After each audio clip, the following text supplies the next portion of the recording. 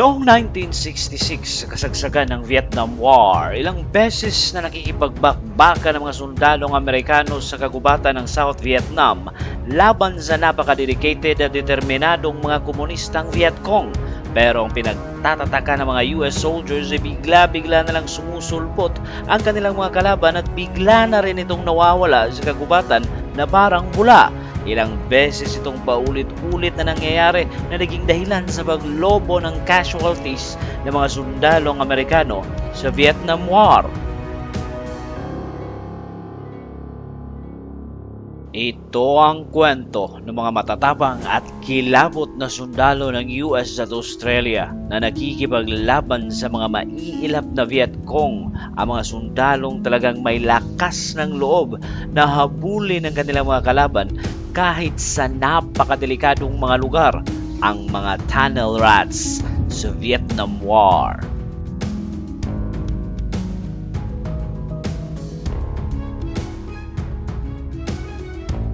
Pero bago ang lahat, huwag kalimutang mag-subscribe at i-click ang bell icon para sa mga susunod na kwento dito sa Abiseth TV.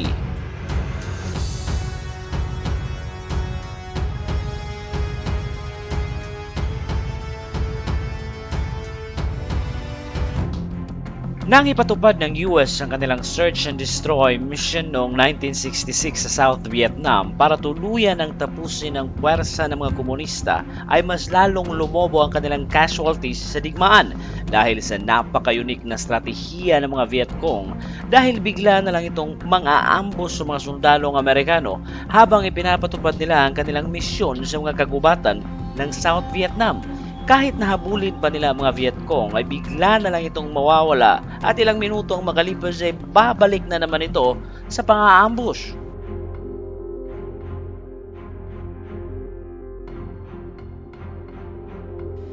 Ilang beses itong paulit-ulit na nangyayari. Ang pinagtatataka ng mga Amerikano ay sa kahit saang direksyon ay bigla na lang sumusulpot ang kanilang mga kalaban, at kung hahabulin man nila ay bigla na lang rin itong mawawala hanggang sa madiskubre ng US sa kalagitnaan ng 1966 na gumagamit pala ng mga tunnels sa ilalim ng lupa ang mga Vietcong, kaya bigla-bigla na lang itong nawawala at madaling makalipat sa iba't ibang direksyon. Ang estratehiyang ito ng mga Vietnamese ay hindi na bago para sa kanila, dahil sa mga unang buwan pa lang ng 1946 ay sinimula na nila ang paghuhukay ng mga tunnel systems sa iba't ibang bahagi ng South Vietnam para sa kanilang pagkikipaglaban sa mga Franses para makamit ang kanilang kalayaan. Matapos kasi ang World War II at ang paglayas ng mga Hapon sa French Indochina, ay nagsimulang bumalik ang mga Franses sa lugar para i-assert muli ang kanilang kontrol sa mga Vietnamese. Matapos matalo ng mga Vietnamese ang kanilang mga colonial masters, ay pumalit naman ang mga Amerikano nang mahati ang Vietnam sa Communist North at Democratic South Vietnam. Kaya pinalawak at pina-improve pa ng mga Vietcong ang kanilang mga tunnel system sa iba't ibang bahagi ng kagubatan ng South Vietnam para mas madali nilang matatalo sa mga bakbakan ng mas malakas at makapangyarihang puwersa ng US sa Vietnam.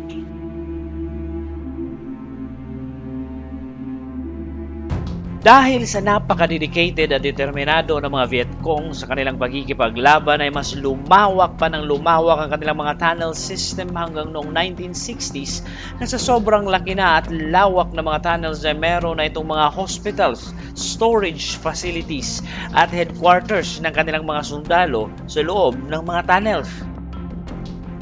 Ang kilabot na Ho Chi Minh Trail na may sukat na 155 miles ay konektado sa mga tunnel system na ito na kumukonekta mula sa Communist North Vietnam papunta sa mga base militar ng mga Vietcong sa South Vietnam, partikular sa kapital ng Democratic South Vietnam, ang syudad ng Saigon, hanggang sa border ng Cambodia sa bahaging west ng bansa, kung saan doon din dinadaan ng mga komunista sa norte ang lahat ng mga supplies na kinakailangan ng Vietcong para ipagpatuloy ang pagkikipaglaban nito sa mga Amerikano sa South Vietnam.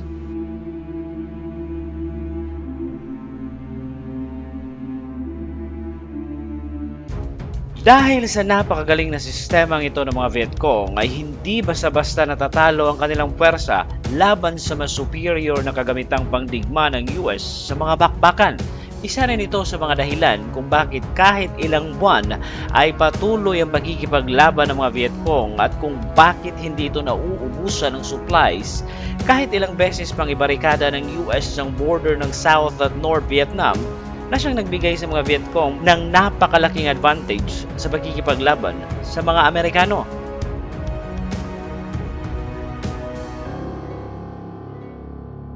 Kahit na nadiskubre pa ng mga Amerikano ang mga tunnels, ay napakahirap pa rin itong pasukin dahil sa napakaliit lang ng entrance nito at palagi itong hindi straight ang pagkakagawa. Napakaraming liko-liko ng mga corners sa loob ng tunnels na merong 60 hanggang 120 degrees ang angle na napaka-imposibleng patamaan ng bala ang nasa loob dahil sa mga corners na ito ng mga Vietcong tunnels. Ang mga corners din ito ang siyang dahilan kung bakit hindi tuluyang nawawasak ng mga Amerikano ang mga tunnel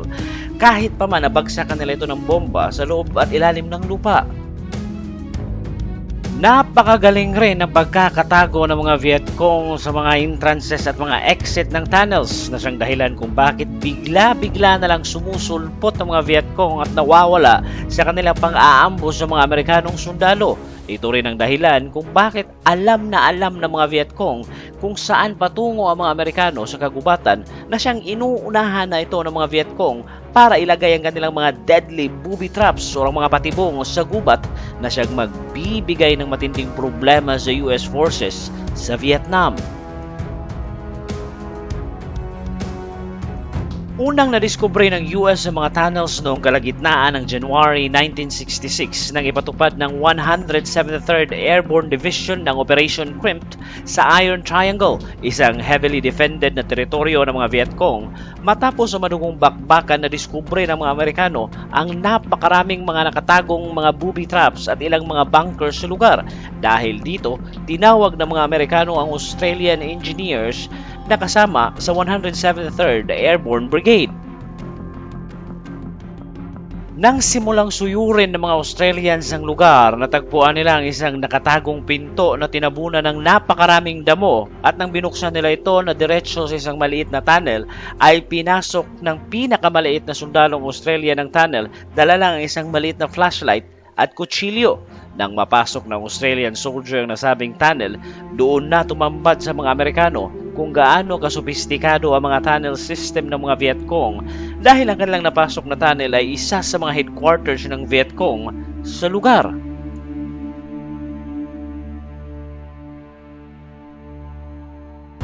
Dahil dito, mas tumindi ang military operations ng US sa mga Vietcong, partikular sa paghahanap ng iba pang mga tunnels sa lugar para makakuha ng mga intelligence documents na nasa loob ng mga tunnels. Kaya napakaraming mga sundalong Amerikano ang inatasang pumasok sa mga tunnels na ito. Ang kanilang misyon ay makuha ang mga importanteng dokumento at mga armas ng kanilang mga kalaban.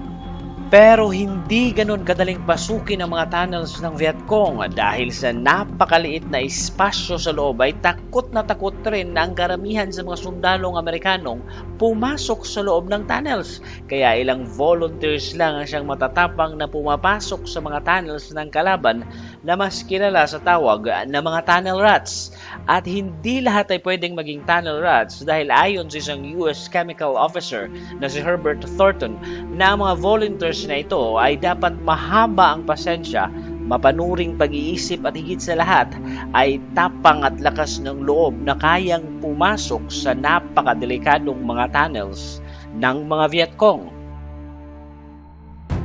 Higit sa lahat ay kinakailangan na ang mga tunnel rats na ito ay merong height na 5'5" lamang para madali itong makapasok sa mga entrance at madaling makakagalaw sa loob ng tunnels. Kaya karamihan sa mga tunnel rats ay mga Hispanic na sundalong Amerikano tulad ng mga Puerto Ricans, Mexican Americans at maliliit na Australians. Meron silang dalang M1911 pistol or M1917 revolver at isang military knife, kasama na ditong isang flashlight at ilang explosives.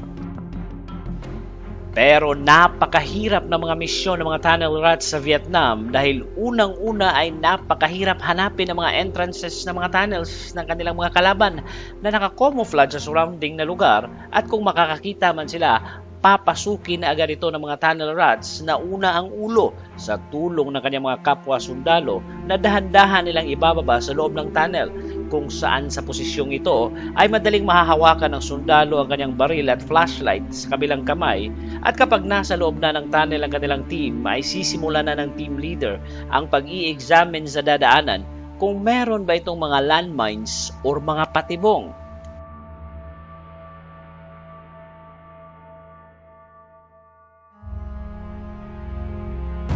Kahit ganun pa man na hindi pa rin mapuksa-puksa ng mga Amerikano ang mga Vietcong sa mga bakbakan na ang mga tunnel rats pa ang siyang may pinakamalaking casualty rate sa digmaan, dahil napakahirap naman talaga ng kanilang mga misyon sa loob ng mga tunnels. Isa na ang masikip ang lugar ay napakadilim pa nito kapag mamamatay ang kanilang flashlight. Palagi pang may mga makamandag na ahas sa mga tunnels na iniiwan ng mga Vietcong, pati na mga scorpions at mga malalaking gagamba na siyang aatake sa mga tunnel rats. Bago pumasok sa mga tunnels, ang mga tunnel rats ay binibigyan ng utos na kinakailangan nilang suotin ng kanilang mga gas mask dahil gumagamit rin ng mga poison gas sa mga Vietcong. Pero dahil nahihirapan silang makahinga, makarinig at makakita sa pagsuot ng gas mask, ay hindi na nila ito sinusunod. Kaya mas madali itong naaambush ng mga Vietcong sa loob ng tunnels. At kung hindi man ay paglalaroan ito ng mga Vietcong at papapasukin sa loob ng mga tunnels hanggang sa maligaw ito sa napakaraming lagusan sa loob. Kaya karamihan sa mga tunnel rat survivors ay nababaliw dahil sa sobrang emotional distress at takot ang nararamdaman kapag naligaw na sa loob ng tunnels. Kahit ganun pa man ay meron pa ring mga matatapang na tunnel rats ang nakakasurvive na siyang nirerespeto ng lahat ng mga sundalong Amerikano sa Vietnam dahil sa katapangan nitong pumasok sa napakadelikadong mga tunnels ng mga Vietcong. Kaya sa katapusan ng 1970, mahigit sa 4,800 tunnels ang nadiskubre ng mga Amerikano sa South Vietnam. Kahit ganun pa man ay hindi pa rin napigilan ng kanilang puwersa ang mga Vietcong hanggang sa tuluyan ng umatras at lumayas sa mga Amerikano sa digmaan sa Vietnam dahil sa political at military reasons na nagresulta sa pagkakaisa ng Vietnam sa ilalim ng komunistang gobyerno. Hanggang sa ngayon ay patuloy pa rin ginagamit ng mga Vietnamese ang kanilang mga war tunnels, pero hindi na para sa digmaan kundi para sa kanilang turista sa kanilang bansa. Hanggang dito na lang muna at huwag kalimutang mag-subscribe dito sa Abiset TV para sa mga susunod na kwento. Maraming salamat sa panunood.